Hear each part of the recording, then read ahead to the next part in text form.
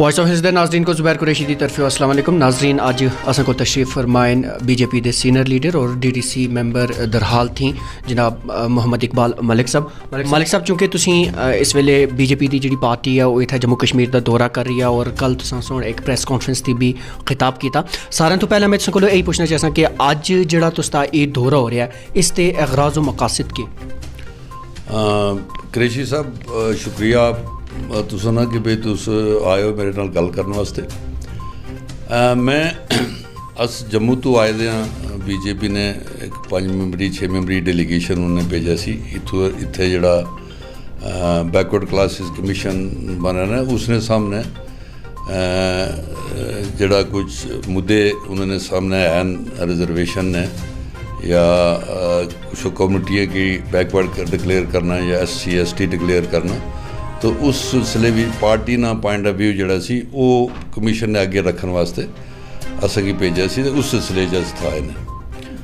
और कल 14 तरीक ने डेट दी थी सी कमीशन ने साड़ी पार्टी की, तो उस कल असने उस हिसाब नाल उत्थे जाके जो पार्टी ने जिस तरीके नाल असें दस्या न सी या जो भी मुद्दे पार्टी ने असें दसे वो जाके असें लीड कर रहे सन साढ़े मनियाल साहब एक्स मिनिस्टर भी हैं और जनरल सैक्रटरी साड़ी पार्टी ने JK जम्मू कश्मीर ने, तो वो असें लीड कर रहे सन। उन्होंने जो कि मुद्दे जोड़े उस गलबात की मैं भी की उन्होंने भी की सारे जोड़े मैंबर सन साढ़े 5-6 साढ़े एक्स MLA पठानिया साहब भी नाल सन, एक साढ़े VC एक्स VC ने OBC ने कुलदीप और नाल सन, साढ़े OBC ने चेयरमैन जोड़े प्रेजिडेंट जोड़े JNK UT ने वो भी नाल सन, साढ़े ST ने चौधरी रोशनदीन साहब वो भी नाल सन। ये सारे अस 5-6 लोग जोड़े उत्थे जाके मिले।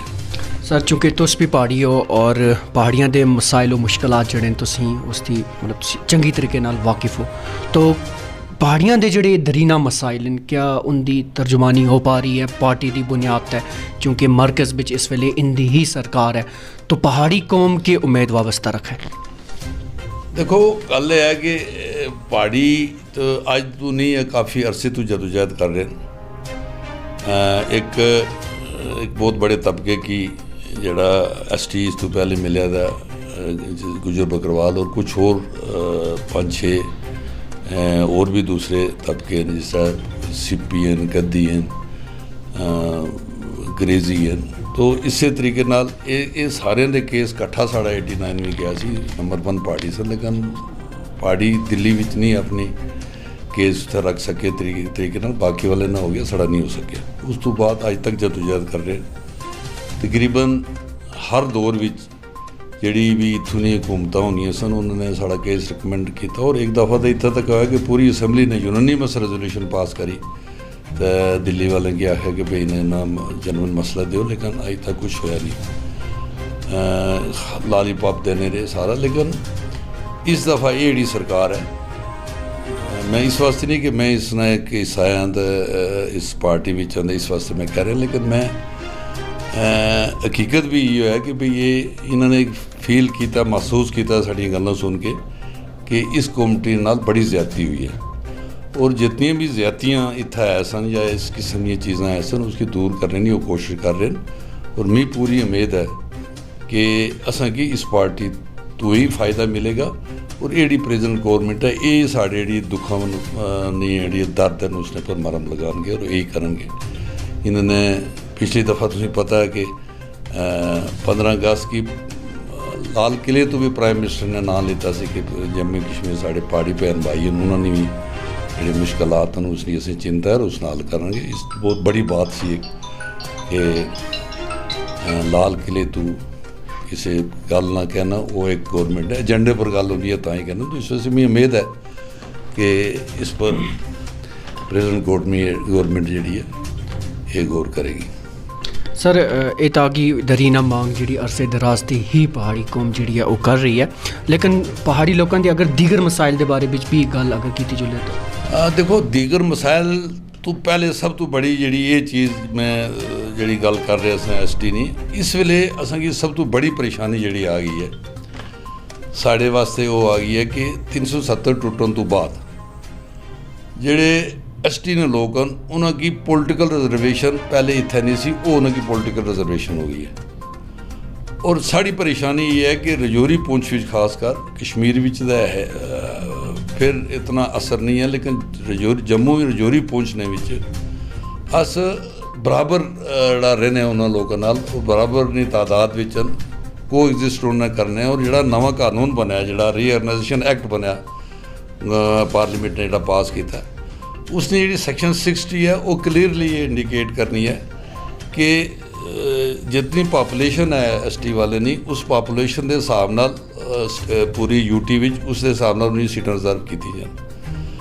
ਤੋ ਪਾਪੂਲੇਸ਼ਨ 10-10.5% ਉਹਨਾਂ ਦੀ ਪਾਪੂਲੇਸ਼ਨ ਹੈ ਅਗਰ, ਤਾਂ 90 ਸੀਟਾਂ ਵਿੱਚੋਂ 9 ਸੀਟਾਂ ਉਹਨਾਂ ਦੀ ਰਿਜ਼ਰਵ ਹੋਣੀਆਂ। ਔਰ ਉਸੇ ਕਾਨੂੰਨ ਵਿੱਚ ਇਹ ਵੀ ਲਿਖਿਆ ਨਾ ਕਿ ਜਿੱਥੇ ਸਭ ਤੋਂ ਜ਼ਿਆਦਾ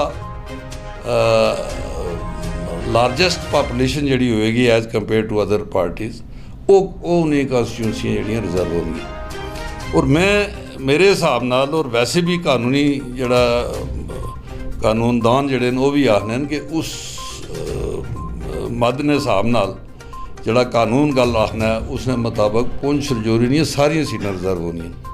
ਕਿਉਂਕਿ ਦਰਾਲ ਜਿਹੜੀ ਹੈ ਉੱਥੇ ਅੱਜ ਦੀ ਡੇਟ ਵਿੱਚ 49% ST ਦੀ ਪਾਪੂਲੇਸ਼ਨ ਹੈ, ਕਾਲਾਕੋਟ ਵੀ 45% ਹੈ, ਸੁਰਨਕੋਟ ਵੀ 40% ਹੈ, ਮੈਂਡਰ ਵਿੱਚ 39% ਹੈ, ਰਜੌਰੀ ਵਿੱਚ 37% ਹੈ ਔਰ ਪੁੰਛ ਵੀ 33% ਹੈ। ਬਾਕੀ ਪੂਰੀ ਰਿਆਸਤ ਵਿੱਚ 30% ਤੋਂ ਥੱਲੇ ਹੈ। ਤੋ ਕਾਨੂੰਨ ਇਹ ਆਨੇ ਕਿ ਲਾਰਜੈਸਟ ਪਾਪੂਲੇਸ਼ਨ ਜਿੱਥੇ ਹੋਵੇਗੀ ਉਹ ਹੋਣਗੀ ਤਾਂ ਲਾਰਜੈਸਟ ਪੁੰਛ ਰਜੌਰੀ ਵਿੱਚ, ਉਹ ਸਾਡੀਆਂ ਤਾਂ ਸਾਰੀਆਂ ਇੱਕ ਨਿਸ਼ਾਨਾ ਛੋੜ ਕੇ 6 ਸੀਟਾਂ ਰਿਜ਼ਰਵ ਹੋਣੀਆਂ।